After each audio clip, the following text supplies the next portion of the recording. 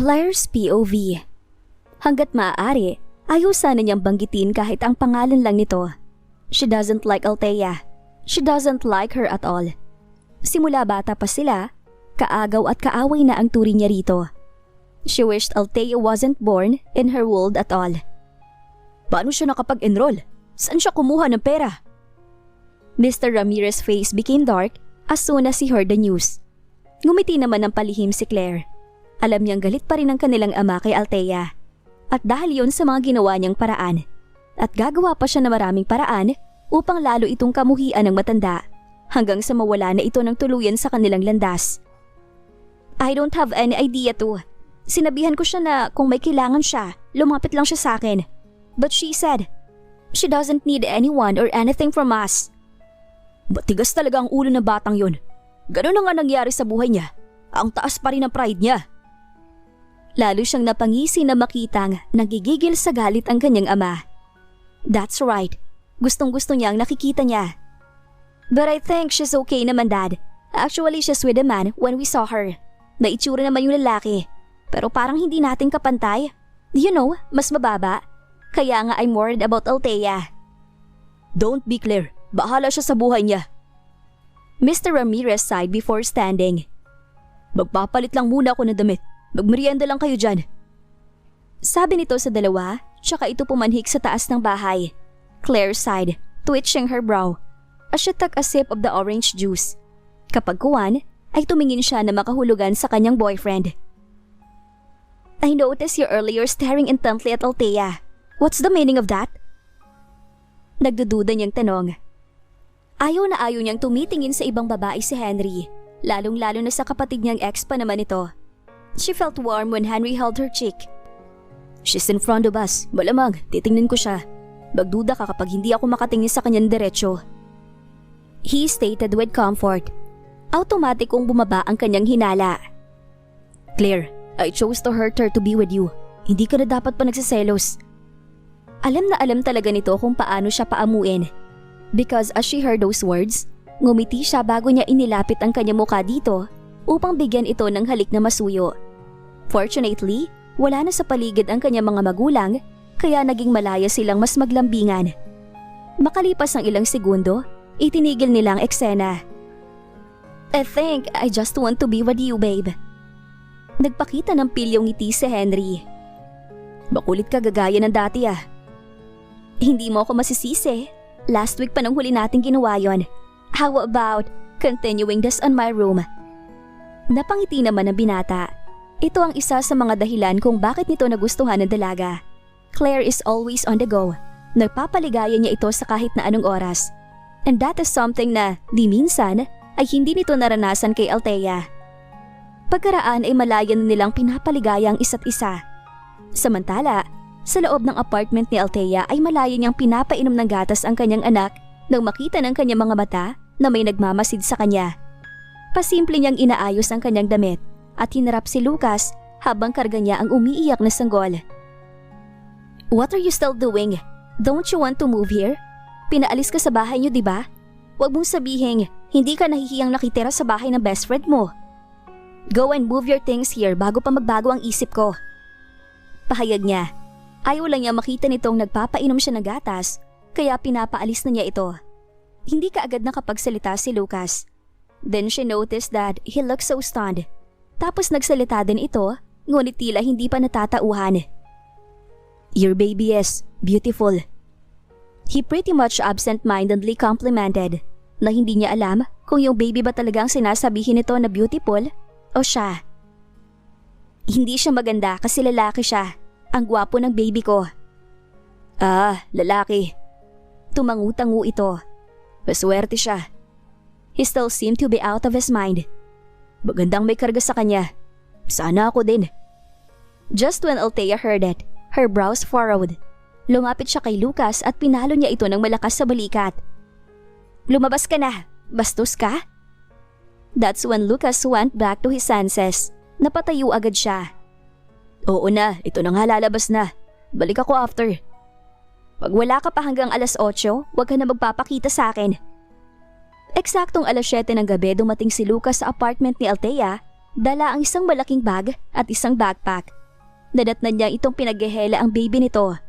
Inilapag niya ang mga damit niya sa tabi ng sofa at lumapit sa dalaga upang makita ng malapitan ang karga nitong bata. The baby was behave and almost about to sleep. Though it's a boy, napansin niya agad na marami itong facial features na namana sa ina nito. Ano nga ulit ang pangalan niya? Alanganin niyang tanong dahil hindi niya matandaan kung nasabi na ba yun ni Althea sa kanya o hindi pa. Hindi ko pa nasabi sa'yo. His name is Darius. If you want to eat, nasa loob ng microwave yung ulam. Kumain na ako kanina. Nga pala, isa lang ang kwarto dito. Hindi pa tayo kasal, kaya hindi pa tayo pwedeng magkasama. Saan ako matutulog? Mabilis na tanong ni Lucas. Where do you think? Nagtinginan muna silang dalawa bago itinuro ng mga mata ni Althea ang mahabang sofa. Bukas magpapabili ako ng panlatag kay Andres. Pagtiisan mo muna dito sa sofa ngayong gabi. Seeing how slightly nice Althea is, Lucas realized it's not bad. Kesa naman makipagsiksikan pa siya sa mansyon ng pamilya nila Jacob.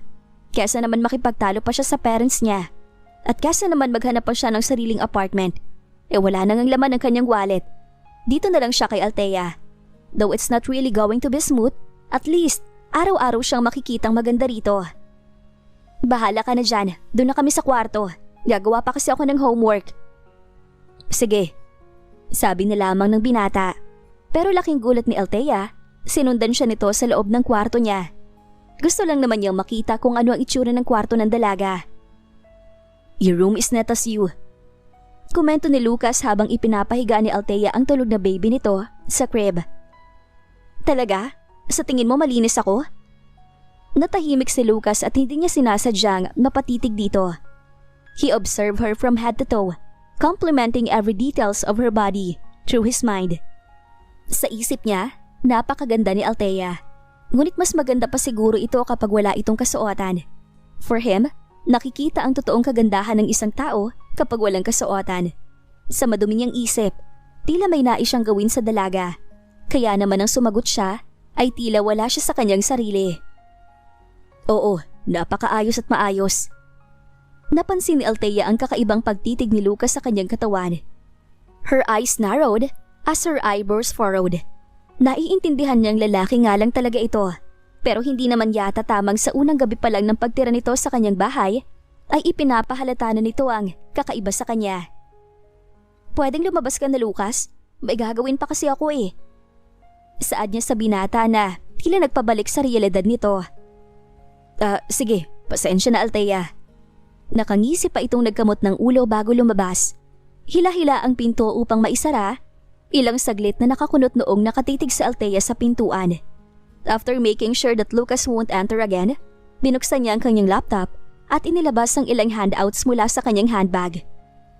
She quietly focused on doing her homeworks. After an hour or two, natapos na niya lahat ng leksyon. Kaya nagdesisyon na siyang matulog na. Humiga siya sa kama at madaling nakatulog. Naalimpungatan lamang siya nang makarinig ng sigaw mula sa labas ng kanyang kwarto. It was a loud scream from a man.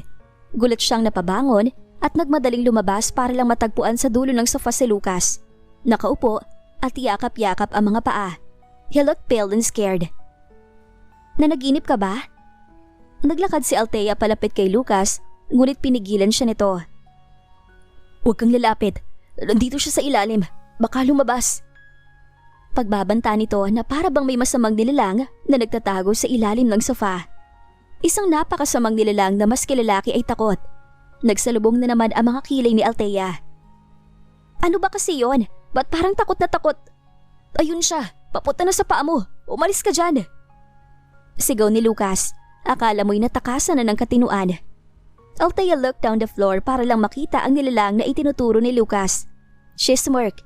Hindi niya alam kung tatawa siya o maiinis. Itinaas niya ang kanyang paa at sa mabilis na galaw ay natapakan na niya yung ipis. Wala na agad ito. Tinitigan niya ang binata na, sa sandaling yon, ay tila isang nagulat na bata na iniligtas ng kanyang paboritong bayani. Ano ba? Dahil lamang sa ipis nagkakaganyan ka? Kalalaki mong tao takot ka sa ipis? She can't really believe it. Pero hindi naman mukhang umaarte lang si Lucas upang pag-isipan niyang nagpapapansin lamang ito.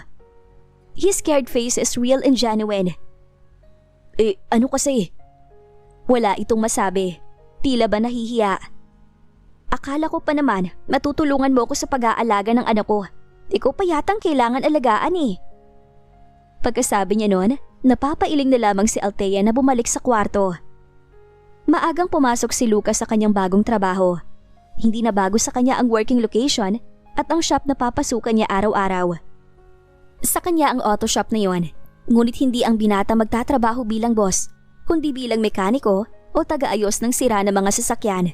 Dahil hanggat hindi sila na ikakasal ni Althea, hindi na muna ibabalik ng kanyang parents ang shop sa pangalan niya. Naiinis siya, subalit hindi siya maaaring magreklamo dahil alam niyang mas matinding kaparusahan ang matatamo niya sa oras na magparating siya ng hinaing.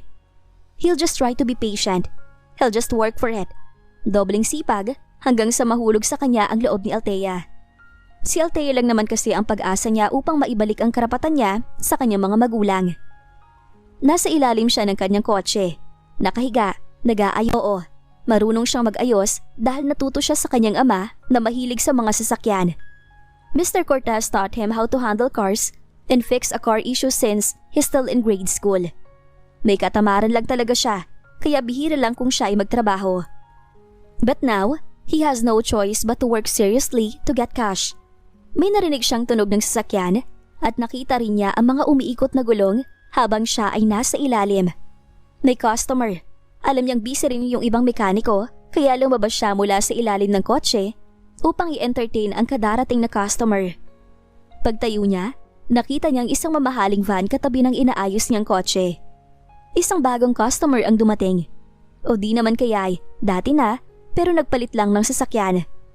Bumukas ang pintuan ng itim na van. He's about to approach the passenger or the owner or whoever he or she is, but he immediately stopped. Bahagyang nagsalubong ang kanyang kilay nang mapagsino niya ang babaeng unang bumaba mula roon. It's Claire, Althea's stepsister. Sumunod na bumaba ang isa pang babae na mukhang mas doble ang tanda kay Claire at isang matandang lalaki na nakilala rin niya kaagad. Dito pala ang padre de pamilya, si Mr. Ramirez, isang mayamang negosyante na masugi ding taga-suporta ng kanyang parents. Ito pala ang papa ni Althea. Dad, can I call another driver na lang para sumundo sa atin? I can't just wait here, may klase pa. Napatigil ang babae sa pagrereklamo na makaikot ito at makita ang mukha ni Lucas sa harapan nito. Claire noticed her scrutinized him from head to toe and vice versa. Mapanghusga ang mga tingin nito sa kanya. Maybe because she saw him in a gray polo shirt that's full of grease and black oil. Nadumihan din ng langis ang kanyang mga kamay. At hindi siya aware na pati mukha niya may bahi din ng mga langis. Or maybe nakilala siya nito. Pumilig ang ulo ng babae. Naghalukik-kip ng mga kamay at nagtaas ng isang kilay. You, if I'm not mistaken, ikaw yung kasama ni Althea kahapon sa school. You work here? In this place? Maarte nitong tanong. She's asking him like she's judging him by his work and his workplace. Nanatili siyang tahimik. Claire, bakit mo siya kinakausap? Do you know him? Asked Mr. Ramirez. Para bang kasalanan dito na makipag-usap ang anak sa taong hindi kilala ng mga ito. No, but Althea knows him. He's my sister's boyfriend, Dad. What? Saad ni Mr. Ramirez. Tiningnan nito kaagad si Lucas na may panguhusga. Mekaniko ka dito? Tanong ng matanda sa kanya. He answered him by a nod. Do you know Althea Ramirez? Totoo bang boyfriend ka niya? Napasulyap ng matalim si Lucas kay Claire. Kung nakilala siguro niya ito sa ibang pagkakataon, malamang pupurihin din niya ang ganda nito. But right now, ini-imagine niyang may lumalabas na kakaiba sa ulo nito. He will never like nor want someone like her. Plastic at mata pobre. He sighed and looked at Mr. Ramirez. Girlfriend ko nga ho si Althea. Saglit siyang napapikit. Engaged na pala kami. Saad niya nung maalala niya ang agreement na pinirmahan niya kahapon. Yes, he's already engaged. At dapat niyang itanim yun sa isip niya. What? Althea, napakapasaway mo talaga. Nakikipagrelasyon ka sa kung kani-kanino lang. She's not using her brains. Galit ang mababanaag sa mukha ni Mr. Ramirez. Namumula ang muka at leeg nito, habang si Lucas naman ay nakakunot ang noo. Hindi niya gusto ang kanyang narinig. Sir, hindi ako kung sino lang. May identity ako. I don't care about your identity. You're just an employee of this auto shop. Hindi ka bagay sa anak ko. Hindi bagay ang isang bababa at punong-puno ng grasa sa pamilya namin. Stay away from Althea. Paano kung ayaw ko? Banat ni Lucas sa malamig na tono. Ngayon, alam na niya kung bakit mas pinili ni Althea na tumirang mag-isa kasama ang anak nito kaysa sumama sa bahay ng kanyang ama. Sir, hindi porket nababahiran ng grasa o langis ang suot ko. Basura na ako. Nakuha ko to sa pagkukumpuni ng sasakyan. Ginagawa